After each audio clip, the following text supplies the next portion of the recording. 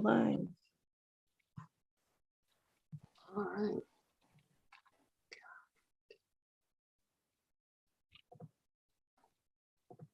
Are we really on now? We are, thank you. Good evening, I'm Michelle Rehill. I am the chairperson of the Library Trustees, and I am calling this meeting to order at 7:02 p.m. And I will read the script. This open meeting of the Library Board of Trustees is being conducted remotely consistent with Governor Baker's executive order of June 16, 2021, an act relative to extending certain COVID-19 measures adopted during the state of emergency. All members of the Library Board of Trustees are allowed and encouraged to participate remotely. The order allows Library Board of Trustees to meet remotely so long as reasonable public access is afforded so that the public can follow along with the deliberations of the meeting. The public is encouraged to follow along using the posted agenda unless the chair notes otherwise. Members of the public who wish to view the live stream of this meeting may do so by going to Northborough Remote Meetings on YouTube via the link listed on the agenda. Ensuring public access does not ensure public participation unless participation is required by law. This meeting will not feature public comment. Members, I will now do roll call. Please answer when I call your name, answer that you are present or here or something. Thank you. So Mitch Cohen. Mitch Cohen, present. Mary Crowley is not here. Jim Hogan is not here. Nita Karanjkar. Nita Karanjkar present. I do not see Charles Recchia is not here. Joan Scott. Oh, Joan you're Scott present. Thank you. Richard Tucker. Richard Tucker, present. I'm Michelle Rehill, am present. And we also have tonight Library Director Jen Bruneau and our Select Board Liaison Scott Rogers. Thank you, everyone, for being here. All right. With the formalities out of the way, we will move on to the approval of the minutes from the March 8th meeting. Does anyone have any comments, questions, corrections to the minutes from the March 8th meeting? I'm going to make a gentle suggestion that Joan and Nita deal with all of the motions and seconds during this meeting, given the status of their positions after the end of the meeting. I was going to ask the same thing. Thank you, Mitch. Yes, Joan and Nita, we're going to put you in the hot seat, so to speak, for this evening. So Okay. If someone would like to make a motion to approve the minutes of the March 8th meeting, I move that we approve the minutes of the March 8th meeting. I'll second that. thank you. All right. I will do the roll call. I almost said all those in favor. I have to do the roll call. All those in favor of approving the minutes. Mitch Cohen, Mitch Cohen, aye. Nita Karanjkar, Nita Karanjkar, aye. Joan Scott, Joan Scott, aye. Richard Tucker. Richard Tucker, aye. I, Michelle Rehill, also agree. The motion carries in the affirmative, and it's unanimous to accept the minutes as presented. Now we will move on to the FY22 appropriations report. Does anybody have any questions, comments, or concerns about? Just the substitute salaries, it's negative number. So just wanted to make sure where we are heading. Yeah, we're still, I have to pull it up. Hold on one second. We're still good on the substitute salaries. We've just, because of all the illnesses that have been going around, we've dipped into that a little bit more than usual. But like I said, we'd never use that professional substitute. So if you combine those lines, we might still be okay, but I have to just double check. Yeah. But in general, we still have money in our budget, so we're still good. Okay, Yeah. thanks, So, thanks, Jen. But there is, I see in the report, you mentioned that there might some additional substitute required henceforth, right? If it's needed, right? Yeah, I think what we really want is a bigger pool of substitutes because right now we only have, technically we have 4 on contract, but only 2 really have any availability anymore. One has not, I don't believe she's subbed since a few months before COVID started. So it's been quite a long time. And another one got a different job after she signed the contract. So her availability is very limited. And right now we have 2 who have good availability, but there are still times when the 2 of them can't cover for us. So we're always kind of scrambling. So if we're looking to hire 1 or 2 more just to have somebody in the pool in case Mike and Diane can't make it. Got it. Thanks. Thanks, Jen. Okay. Yeah. Any other questions from anyone? If not, we will move on to the library director's report, which had lovely color graphics in it. I drew pictures this time. If anybody has any questions about my report, let me know. Other than just simply pointing out that record of circulations that we hit last year or last month. It was so high when I saw the number. It was almost 19,000 items in 1 month. So I did look back through 10 years worth of statistics. CW Mars makes it very easy to do that. So it sounds like a daunting task, but it took about 5 minutes. That is the highest number of items that we've ever circulated in a month. The previous highs were around 18,000, and those were always in July, which is a summer reading month. That's usually our busiest month. So I don't know what was up in March, but people are back. They are using the library. That So was- that was, That's a great. good sign. Jen. Oh, sorry. No. Or can you tell, I guess you probably can, from the circulations, did they tend to be heavier on electronic books and materials versus, hardcover books or? let me pull that up. Let's see. So it looks like about just shy of half of that was children's books. 9,120 children's books, which compared to February was about 2,000 items higher. We did, like, just in general, all of the stats were pretty much a lot higher throughout the entire category.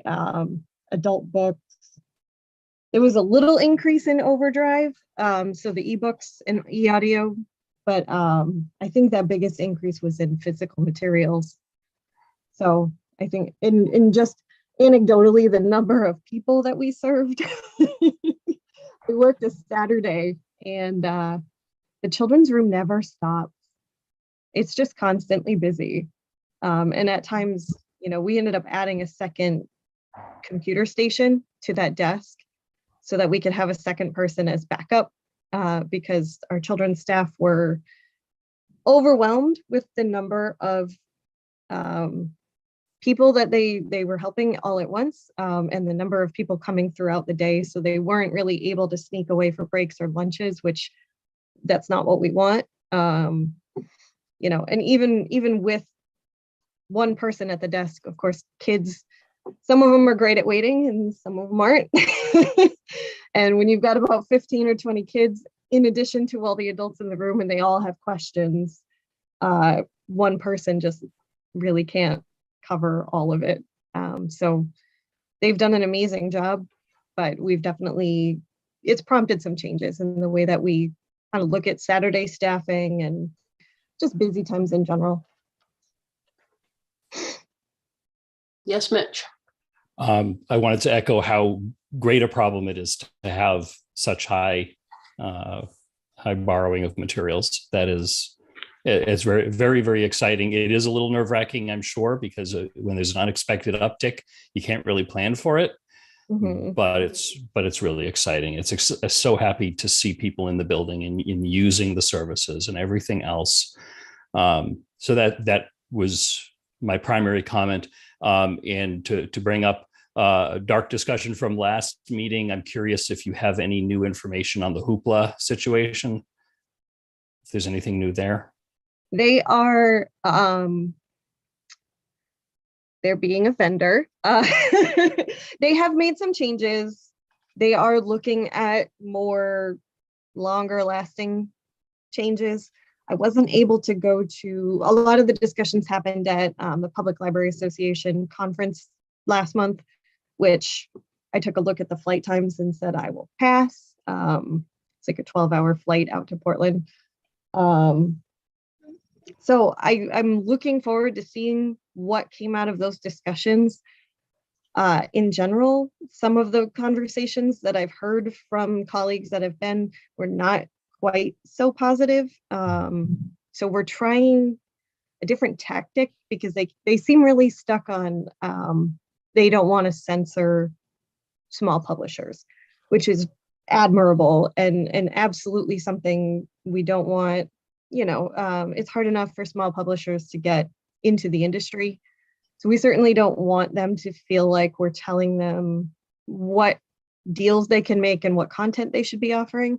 We just want better ways to weed the collection. In the meantime, as I dig in more, it's very easy to get lost in some of the issues, very old nonfiction, questionable data sources. So they're admitting at least that they still have some quality control problems, but they're being a little bit cagey about how they're going to fix it. They did finally admit that it's not humans that are doing the procurement for them, which like we knew. Yeah, that was kind of obvious. Yeah, no human would have picked some of these books. And so they did admit that they have some problems with the algorithm that they're using and things that like we pretty much, yeah, it was nice to hear them at least say it and acknowledge that it was something that they need to fix. So being that they're open enough to having those discussions, I haven't canceled yet. I've just been blocking because right now that's the best tool that I have is to block individual titles. They are working on a few more, like improving their reporting so that I can pull a list of what is in their collection instead of having to search for it. Right now, it's very cumbersome to do that. To be able to see what is being new or is being added new in a little bit easier of a way. So right now, it just all gets dumped in there and you just have to go and kind of find it. There are a couple of tools that'll help you see recent ads, but it's not great. So they're working on that improvement. And I think a library, what would amount to a challenge form, which is a little uncomfortable. I'm hoping they name it something else. I really don't want this to be painted as librarians censoring content. It's just about curation. So we're really trying to emphasize that and hopefully they'll be able to come up with some more tools that will give us more control over weeding our collection so that I can just pull a list of nonfiction that's more than 10 years old and just bulk, you know, eliminate it because that's a general industry standard for public libraries. When a nonfiction book is more than 10 years old, unless it's a biography, there's really not a huge reason to keep most of it. The information is usually out of date. So okay. Thank you for keeping on top of that. I know how much work that is and how, I know it's a popular service. It's a service I've mentioned I use a lot, but we've got to balance that with the reality of their issues. So I hope they sort it out. If they don't, I support whatever decision you need to make on that. Thanks. Yeah, they're kind of, because they're kind of a pioneer in the way that the collection model is working, where basically we have access to their entire collection. We don't select what's there. That's a new model for this industry. So in some ways they're experiencing sort of the pain of being first, and hopefully they'll be able to work it out and serve as a model for some of the other smaller vendors that are Mhm. growing in popularity for streaming services. Great. Thanks again. Are there any other questions or comments about the director's report? If not, we would move on to the new business, which would involve the ARPA discussion. What's going on with that? Just what's the process? I know, Mitch, you had some, I think, some ideas about possibilities of, looking at, I think, ARPA money for that, for certain library needs, but I'm not sure. So I don't know, do we go to Scott or do we want, Mitch, do you want to frame this for us? As a library Sure. trustee? So without going into detail, the town is receiving a little bit more than $4 million from the federal government, what are called ARPA funds, American Recovery Program Act, or something along Rescue Program Act, I think. And the town, through the Board of Selectmen, is free to spend that almost any way that it sees fit. And the federal government has provided some guidance, but ultimately the town can decide what to do. There's been a lot of discussion, Scott's certainly aware of all of that, about, well, what should the town do? It's a lot of money and it's kind of a one-time thing. The town will probably never see another $4 million fall out of the sky in this form again.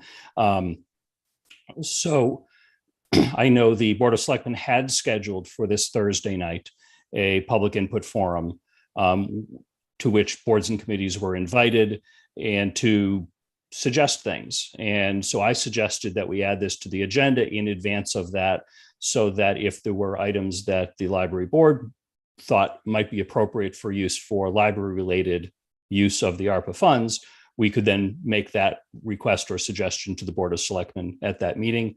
At last night's Board of Selectmen meeting, the Board of Selectmen decided to hold off on that forum. So that forum is not happening until probably sometime in June. So that takes the necessity off of an urgent discussion if we wanted to have it tonight. I don't really have any other ideas. I had some, I think I described them as off the cuff and no particular order items, maybe 10 things that I just thought of while sending the email. It's like, hey, maybe these are some good things that I thought might be appropriate for use, things that we have talked about but haven't been able to fund yet. I can read those off if you want to, Michelle. I don't know if Scott, if you have any other framing ideas for how boards and committees should be thinking about that, because I don't think we've received, Jen, correct me if I'm wrong, I don't think we've otherwise received any real guidance or anything else for what we should think about and how we should submit those ideas. Yes, I'll just echo what you said, Mitch. Right, we postponing that plan meeting just to provide more opportunity to get notification out to folks. We were trying to, get something done quickly, but it was recognized as better to get the word out there so that we could increase the attendance and thereby increase the ideas as well. I think it's great to have especially the individual boards, committees, commissions, departments, right? Look at your, one way to say it is unmet needs, things that you're not able to cover through the course of operational budgeting, grants, and other programs, in that the ARPA funds are similar to free cash or similar to Community Preservation Act money. I mean, they come to the town with some guidelines and rules, but luckily with the final decision that came out at the beginning of January, and the size of the amount that Northborough gives is under kind of what I think we characterize as like the standard deductible, and that we are pretty open in the areas that money can be spent.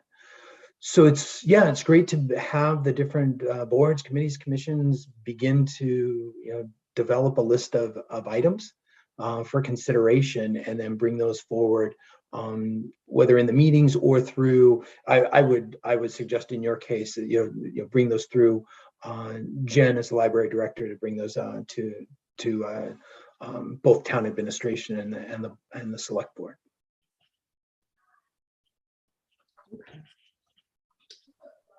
And yeah, and I'd be interested, Mitch, if you had run through the list. Just I don't know, the rest Sure. of the board has probably seen the list, but it'd be interesting to hear some of the ideas. I don't think so. No, I sent it after, well, it wasn't in the agenda packet, so I don't think the rest of the board has seen it. Michelle, if it's all right, I can quickly read them. Yes. So again, these are in no particular order, just as I thought of them. One idea that I've heard suggested all over the place are car chargers, EV chargers for the library parking lot. Jen, I discussed that with Jen a few weeks ago, and she was aware of a grant program from the state that could actually, it seemingly fund that in their entirety, which is great. But we would need to do some of the engineering and design work ahead of time to find the vendor and figure out where the wires would run and so forth. So the design and engineering for car chargers, if we wanted something like that. Security cameras primarily for the exterior of the building. The board has talked about that off and on for 4 or 5 years. And some people suggest that you don't get car chargers unless you also have security cameras to cover them. We've talked a lot about library reconfiguration. We spent a lot of time on that before the pandemic, and we're starting to pick that up. And if we can ever get a library building subcommittee together, then we'll certainly take that running. So possibly, a design consultant for the first part of that. And if ARPA funds continue to be available for a while, maybe some of the construction work. AV upgrades for the large meeting room. One aspect that we've always tried to address is having if somebody's just up at the podium so they can be heard better. We do have a microphone and PA system in there, but it's quirky. And when we've tested it, it kind of sort of worked and was pretty complicated. So something simpler. And then the other aspect of that would be to be able to show films better. So a good projector and a good speaker system for that. A good coffee maker for the front desk area for the public to use, like a commercial Keurig that's tied into the plumbing so that staff doesn't need to refill the water and so forth.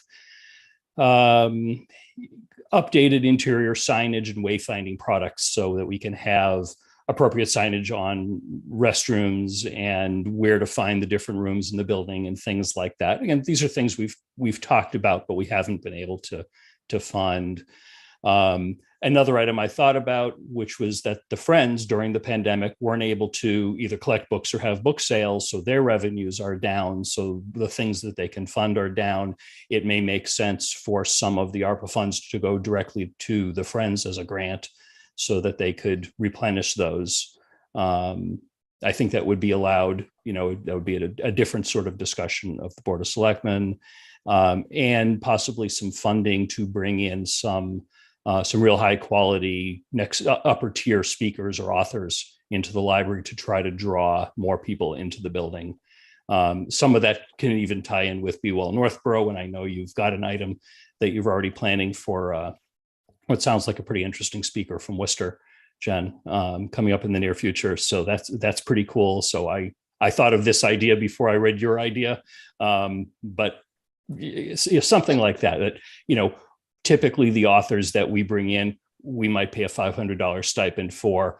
Higher tier authors would cost more and, would require travel expenses and things like that. Maybe we can fund that as a community building process, as a way of bringing more people into the library for someone, semi-famous. I'm not suspecting we'll get a top tier author, but it's possible we could do a lot with some others. So that was my list.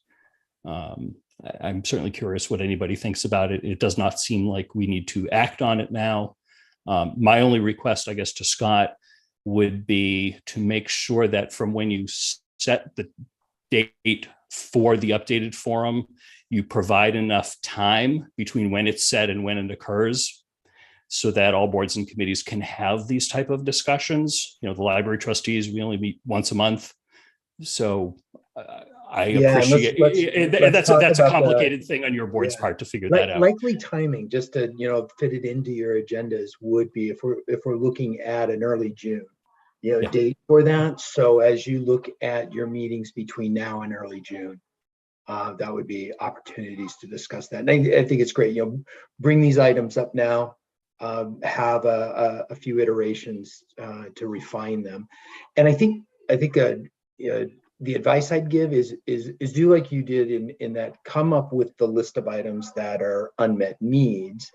And even like in the case, the first one, the charger, we might find that the best funding source is a grant, is not necessarily ARPA. So I think if you focus first on the needs, then in qualifying and quantifying those, you may find things like, oh, this is covered by a grant, this is covered by another funding source.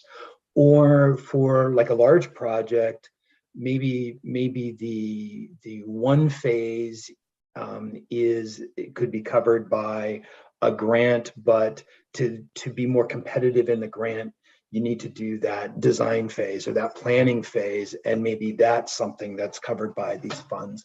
So yeah, start first with what the needs are, and then look at how it gets not validated, it's not the word. Let me stick with kind of qualified and quantified, right? And so as the details come out on that, we may find that there's a broader selection of funding sources.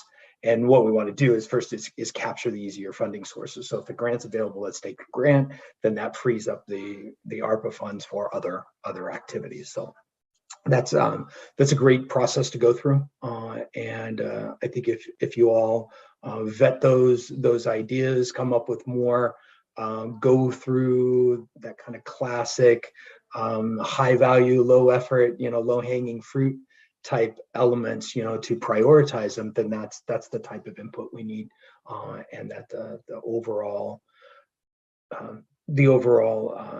assessment, I guess I'm struggling with some of the words here, but that'll help in the assessment and the prioritization of those items. I have a question about one of the items you had on your list, Mitch. Sure. And we had talked about the security cameras, having security cameras around the library. And I thought that there was talk about, rather than the library pursuing that on their own, that they were going to try and look at that town-wide for all the municipal buildings. Has that come up? I know that was pre-COVID. So Jen, yes. I did actually follow up with John Kadir a while back. We had an incident at the library where a security camera in the parking lot might have been helpful, I would think. So the town would like to look at that holistically so that it's not each building doing something separately. The same with the electric vehicle chargers, because that is a state grant. And I'm not sure exactly what the restrictions are on that, but I think you can apply for it once every so often. So it makes sense. Like, then there's no limit to the number, or there's a high limit to what you can request. So what the library would be looking at maybe was like 1 or 2 electric vehicle chargers, but the town in general would like to take a look at that and see, where all of those places are where electric vehicles should go, instead of like the library putting in 2 and then, maybe somewhere down the road they want to add more and that grant is no longer available because they already did a project. So those 2, I think we should leave on our radar, but check again. I can keep checking in with John Kadir and see where we are with those projects. And there was another one.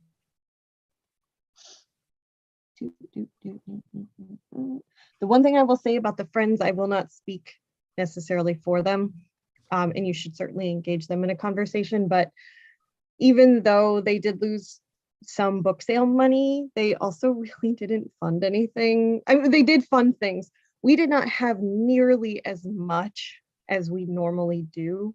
So our requests to them sort of mirrored like the decline in revenue. So, and I know that there are other like similar Friends groups. I think the senior center has one. So that might be another one that Mhm. is a more of a joint collaborative conversation. Yep. Yeah, I certainly, if our friends weren't harmed, is a tough word to use, but financially not a negative as a result of the pros and cons of the pandemic, the financial pros and cons of the pandemic, then it probably doesn't make sense there. And I totally agree about townwide. I would love to see, the townwide security cameras, and maybe that's an appropriate use of ARPA if it's tied in with townwide EV chargers. At the same time, I wouldn't want to lose out on the opportunity to fund some of those things if the town isn't thinking about doing that until, another 5 years. I know security cameras aren't on the capital plan, for example, and I suspect it would get into that threshold. So that's what, a 6-year capital plan, right, Scott? Right, and Yeah. with some fairly low minimums that if you're Yeah. talking about municipal wide cameras, would meet those minimums. And there's nothing that precludes something if there's a more urgent need. Yeah. You try to look out, especially for equipment that's replaced, out on 6 and 10 and 20-year cycles for some things. But if there's a more immediate need, those can be brought forward in years through the planning process. So that's the items that are out in the overall plan are reevaluated each year and brought forward into that current budget. So yeah, and even if there's elements that aren't fully fleshed out, getting placeholders involved, is something as well. And that's what we do for the large building projects, and is at least get something on the books that is on the radar. Yeah, I mean, the security, and I don't mean to derail the ARPA conversation, but the security cameras were an item that the trustees had approved to fund within our budget maybe 4 years ago, something like that. And then John said, no, he wants to do it town-wide. And I totally agree that's the better way to do it. So I haven't seen that creep up. And obviously we had a couple of crazy years in the middle, and maybe it was going to happen. No, but I brought it forward really as a result of the EV charger item. Yeah, and definitely you can understand on that, we'd want, similar equipment all tied into public safety. Oh, yeah. And, so definitely would want something that was meshed all together. Yep. I would not want to have to come up with the policies on retention of footage and everything that would go into that. So I would love for that to be handled at the town level. Yeah. Before you joined us, Jen, we did have some broad discussions about that when we were debating, doing our own, and whether to have it just exterior and interior, and who would have the ability to look at it under what circumstance. And exterior is much less of an issue than interior. Some libraries have found it necessary to have interior cameras. We didn't think that was the case. I kind of agree with that, but libraries are a special place in a lot of ways, and privacy and security, I think, require some special considerations as a result to our patrons relative to maybe some other facilities in town. Agreed. If I may, there's a couple of other considerations that, in addition to, and I love some of Mitch's ideas, especially when you're talking about upgrades to the meeting room. And that might be another one that is a little premature, because I know that we are looking to do some minor restorations to that area with the water damage and things that's believe worked into our budget. So we might want to do that first and then consider the pricing for all that other stuff. But certainly with the ARPA funding being a 2-year thing, we have some time for that. The children's room, we had some very high level discussions about some upgrades to that space to make it more flexible, to account for the number of people that are using the room and the different ways in which they want to use the room. The restoration of hours, which again, I don't know if that's an ARPA conversation, but it should definitely be when we're considering unmet needs. I want to throw it out there. Yeah, I absolutely want to do that, but ARPA, I think Scott would agree with me, it really shouldn't be used for salaries, which is the key component of expanding hours, because we would need to guarantee that we would have those positions continue to be funded once the ARPA money ran out. Exactly. And the what we consider to be the internet cafe, which is neither an internet nor a cafe. But since everybody knows what room I'm talking about, the one all the way in the back to the left, that is a huge missed opportunity right now. I believe before I came on board, there was some talk about turning that into some kind of flexible meeting room space, which I love. When we've been having conversations about bringing in some support groups in cooperation with Family and Youth Services, we were talking about using that room for them to meet in because it's in the back of the library and it's private, more private. There's no collections in there. There's no windows. People aren't walking by. Like, the conference room is another good small space, but it has glass doors and it's just not quite as, it doesn't feel as secluded. And we were thinking that back space is a great small programming space for things of that nature. One of the things that came out of the community ARPA discussion that I flagged was the need for flexible workspace for people who now work from home all the time. And I think that that space might be particularly well suited if it was able to flex back and forth between small group space and workspace. That might be one way to kind of help meet the needs of small business owners or people who work from home who are looking for a way out of their house. Or people like me that need to get out of the house when the air conditioning doesn't work well. Yes. Yeah. Or people who, it's hard to concentrate, when there's a lot going on in your house. So a quiet space, we have seen that already. People are using that upstairs. We have the small study rooms, we have the small group room, and then all of the tables. That is definitely something that has increased in usage since Omicron has started to go away and people have started to be out and about in the community again. We're seeing a lot more people who are doing job interviews through Zoom, looking for quiet spaces in the library. There have been times where we're like, do the best you can over here, because every quiet space is in use. Our tutors are coming back. So there's a lot of need for that flexible space. And so that might be something worth considering. I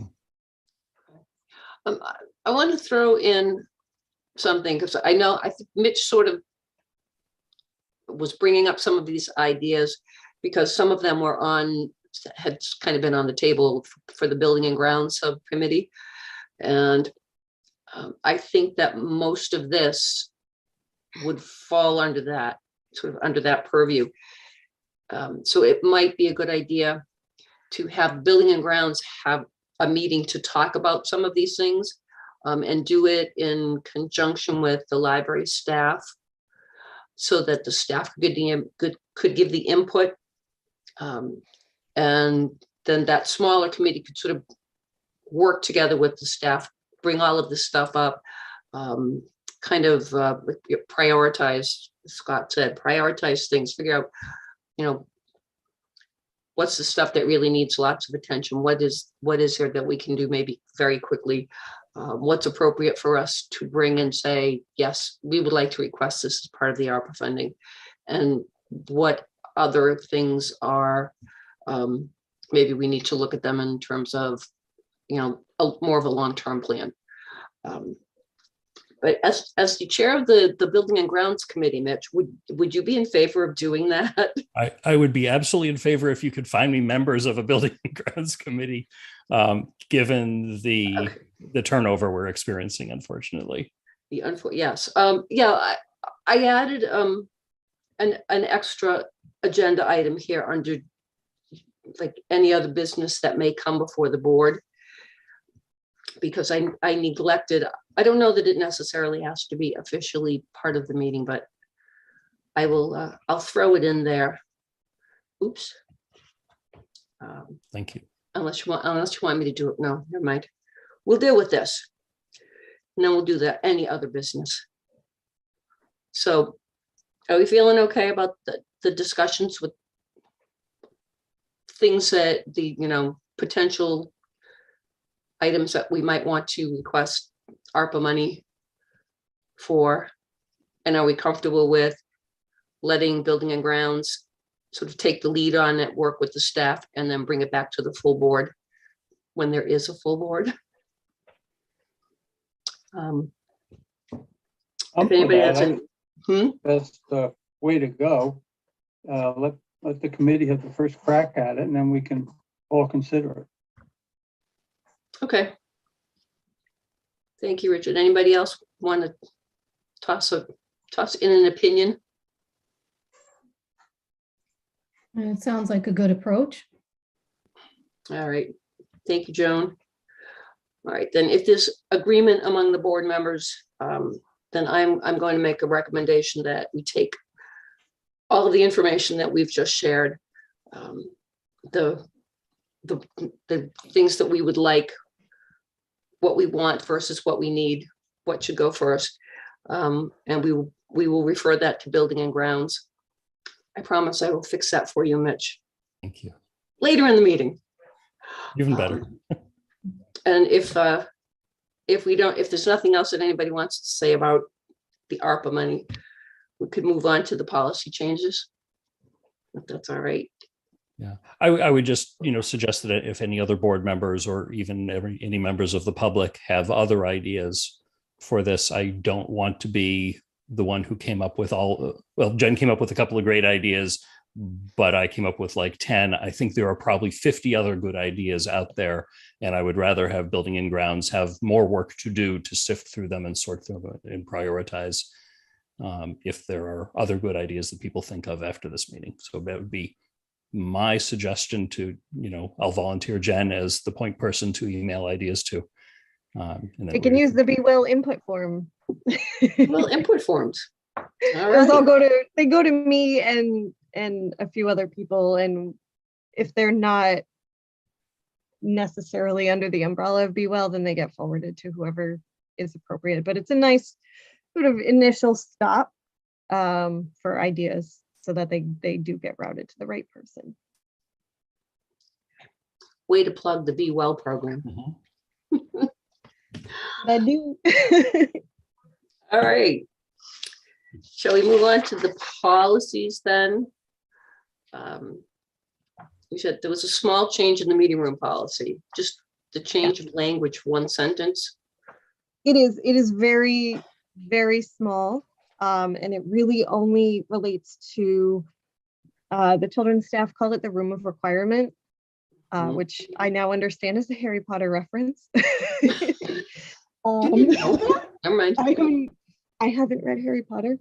Don't tell I know, anyone. I know. I'm handing my library card in tomorrow. So essentially, the groups that tend to meet in the children's room are scout groups by and large, or other youth groups. The way that they do their calendar, and combined with sort of the use of the room, it's not always in demand. We're not, turning people away. We would like to allow them the option of using the room more than 12 times a year, because there are scout groups that meet more than 12 times a year. So essentially after 12, they have to go find another building to meet in for the rest of their meetings. But there's not really a need to send them away. It's not, that room is not overbooked. So they would still, to be fair to everybody, we would still keep that you can only have 3 on the book at one time, but they would just be able to book more than 12. The other rooms, the policy would stay the same, just because the big meeting room is high in demand. So we don't really want to, overpromise on that one. Okay, so this, sorry, I should have pulled out the whole policy. I did not. So there is language that is related to the other rooms. And this is the language that is associated only with the room of requirements. So the current language applies to all 3 rooms. And so the proposed change just adds, right now it says each group may use the room 12 times in a calendar year, and that applies to all 3 rooms. So we would change it to say groups using the meeting or conference rooms may reserve up to 12 times in a calendar year. So it just allows the room of requirement an additional flexibility. Okay, yep, all right. Got it. I think I processed it backwards in my brain. Now I get it. All right, so there, the change, Jen has provided us with the change for the policy for the use of the meeting rooms. And I believe that do we have to vote on the change to a policy? I believe so. So, I have to find my very important paperwork here.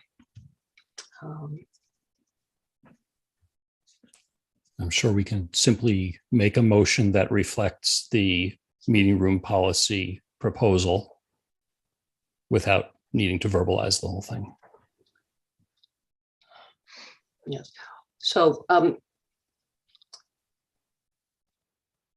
do we say? There's a motion on the floor to accept the change, the proposed change to the meeting room policy.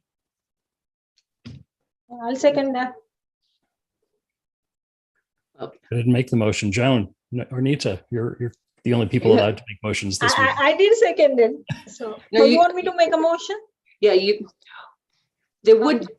how about this? Nita, would you be willing to make the motion to accept the change to the meeting room policy as presented by the library I would director? certainly do that. Excellent. Would someone like to second that? I'll second it. Oh, why, thank you, Joan. And now I This will, is not going well, okay? we haven't embarrassed you enough while you've been a trustee, so let us get it all in tonight. All right, all those in favor of accepting the changes to the meeting room policy, please say aye. Mitch Cohen, Mitch Cohen, aye.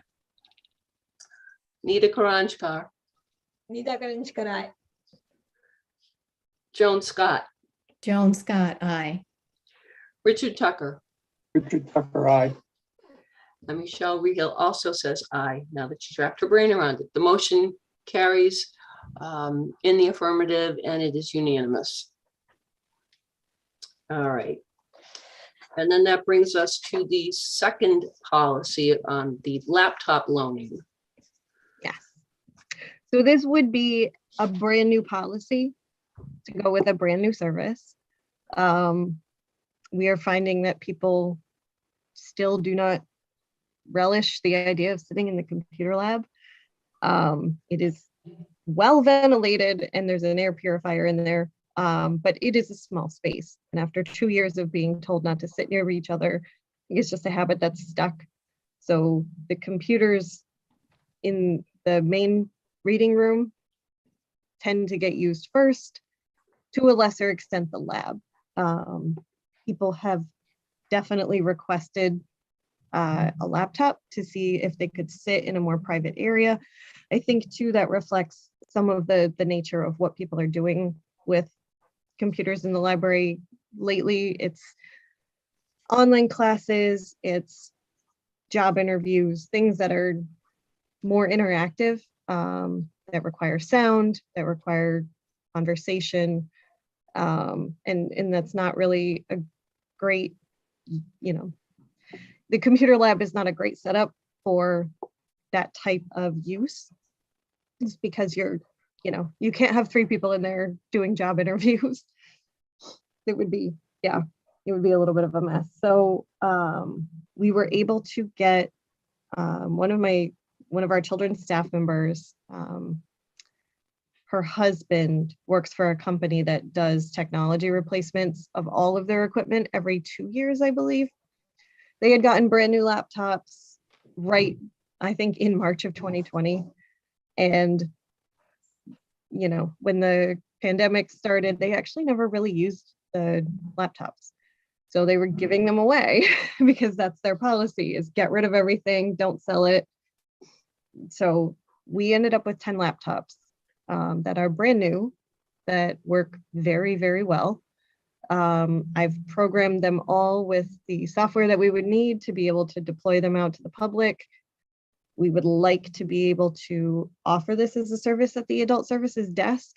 So people would be able to come in and just check out a laptop the way that you would check out a book. They're a barcode, they would be cataloged.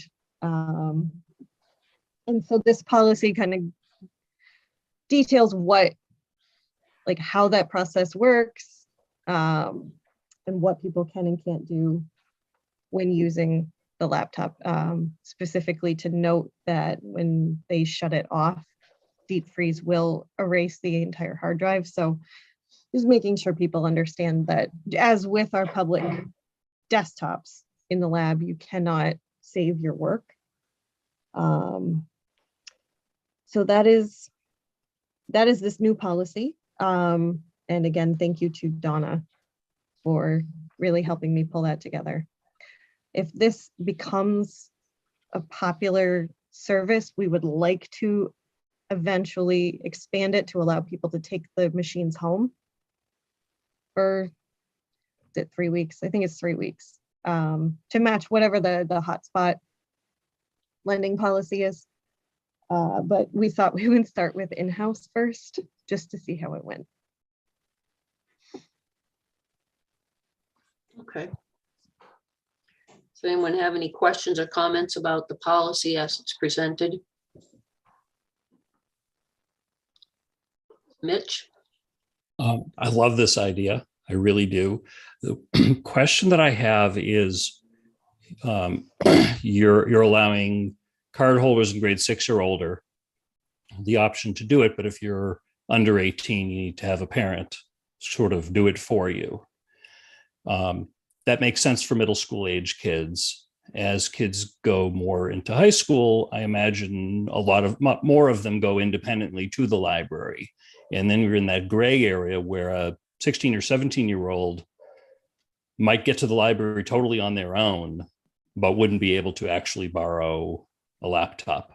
I don't have any ideas or suggestions on how to resolve that, but I wonder if you thought about that. And if you have any ideas, or if I'm, not choosing something that's a worry. No, I think you're right to bring it up. It is something that we discussed, and just because we don't want a parent to find out that their 16-year-old checked out what could amount to an expensive machine, because they can't legally be held responsible for something if it breaks. We do have computers in the teen room that are specifically there for teens to use. If the laptops become an issue where we have a lot of teens, it might be something worth reconsidering, but we think this is probably going to be mostly used by adults. Mm-hmm. And so there is an option if the teens are there. If there's a teen who wants to use a computer, but their legal guardian isn't with them to sign for it, they could still use any of the desktop options. Mm-hmm. Okay, that makes sense. Thank you. Right. Any other questions about the policy? Comments? It does seem very thorough, and Donna did a great job. So, just from me, do we feel if we're ready to have a motion to accept this policy? Because if we are, Joan or Nita, I'm looking at you. I guess it's my Now turn. Joan's turn. I move that we accept the laptop policy as written. I'll second that. Thank you, Richard. Ooh.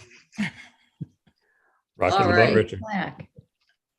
I will do the roll call. All those in favor of accepting the laptop loaning policy as presented. Mitch Cohen, Mitch Cohen, aye. Nita Karanjkar, Nita Karanjkar, Joan Scott, Joan Scott, aye. Richard Tucker, Good Tucker, aye. and I, Michelle Riho, also say aye. Motion carries in the affirmative. It is unanimous. All right. Move that along. Oh, that was it. I'm going to do the any other business that may come before the board because I did not remember that I should probably do this at the meeting earlier. I am making a change to the membership of the Building and Grounds Subcommittee. Because we have members who are leaving the board, and I'm very sad about that. And we feel that it is very important for the Building and Grounds Committee to be fully staffed and functioning so that we can move quickly to deal with the possibility of requesting ARPA funds. So Mitch, you will continue as the chair of that committee. I have appointed Mary Crowley to be on that subcommittee as well. And I, Michelle Rehill, will also join you on Building and Grounds. Thank you. So I am hereby announcing, I've appointed myself to a subcommittee. And Mary Crowley as well. I did check with her to make sure that she would be available for meetings and that she was amenable to being on that. And she said yes. So that being the subcommittee that I feel has the most work to do right now, that is the choice that we're making. So after this meeting, Mitch, feel free to contact Jen and see when you would like to schedule something. Hey, Jen, let's meet and figure out a date. Good. Sounds good. Great. All right. Is there anything else that anyone from the board has to say? Richard? Michelle, you kind of segued into this. Are there any interviews for new trustees? Isn't our board supposed to have 9? Yes, we are supposed to have 9. We have 8 now, and Joan will be leaving. Joan? Yeah, I'm sorry, Joan, Nita, and Charles have opted to not renew. They will be leaving the board. Didn't know that. Effective at the end of April. So I'm very sorry that you're leaving us. I have been very happy having you on the board. You've been excellent, helpful trustees, very thoughtful in your deliberations. But they are leaving, and yes, we are actively looking for new members. One of the stumbling blocks is we can't interview new trustees until the old trustees have left the board. So the interviews happen after the fact. So we will be looking for new people. What else was I going to say? May I say something? You may, Nita.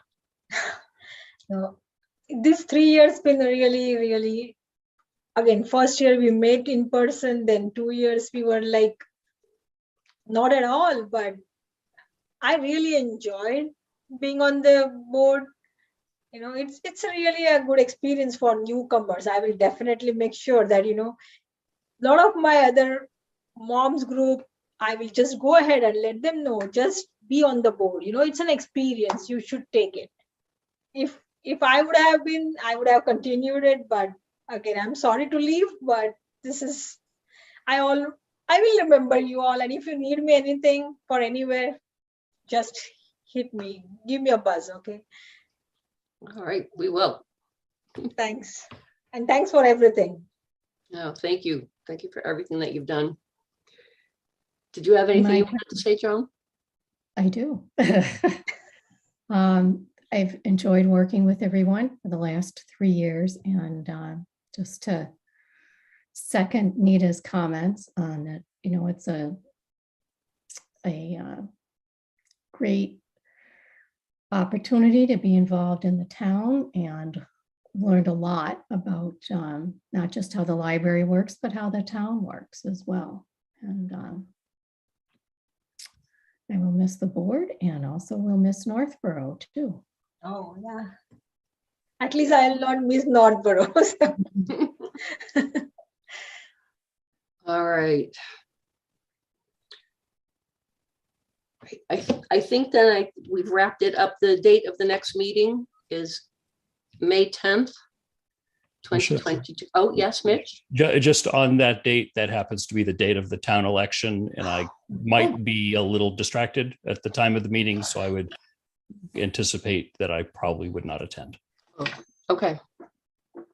I was going to say, I was thinking that we had changed that date, but we did not. That's the town election. Correct. Got it. All right. Thank you, Mitch. Should we Um, change that? We changed I think the November one? No, I'm confused. Yeah. Sometime last year we changed one meeting.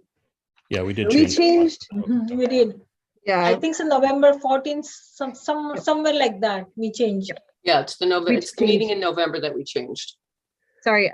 Should we change the Should May we meeting? change it? If Mitch can't make it, I don't know if we have quorum. Yeah, but we might not have quorum. Do we want to postpone? We could either move it. Is it easier to keep it on Tuesday? For those, Okay. Yeah, I think it is. so if we move it back to May 17th, Tuesday, May 17th, for the next meeting rather than May 10th? I have a conflict then. Mitch. it's Well. it's the Rotary's 50th anniversary party, so it's Oh, well, we can't kind miss of a big that. to do. I'm sorry. Big How about we party. move it back a week to May 3rd? Move it up a week? I think that would work. Would a May 3rd meeting work for us for the rest of the May- Tuesday, May 3rd? I'll probably forget. I No, you almost can't didn't. I'm gonna write it in really big letters on my calendar. write it in big, big, big. I'm gonna pull out my handy dandy highlighter. Is that gonna be online? Are we still allowed to be online? We can still be online if we want to. Should we do it? I would say stay online, not in person. Does everybody else okay with that? All right. All right, then officially the date of the next meeting is May 3rd at 7 PM and the meeting will be online. All right, I'm updating all of my notes. If there isn't anything else, any other questions or comments or business to come before the board, the chair would entertain a motion to adjourn the meeting. I'll make a motion to adjourn the meeting before you say. Thank you, Nita. I'll I don't second want it. to be, And Joan, you seconded that? Seconded that? Did Did I it. say that right? It's getting late, past my bedtime.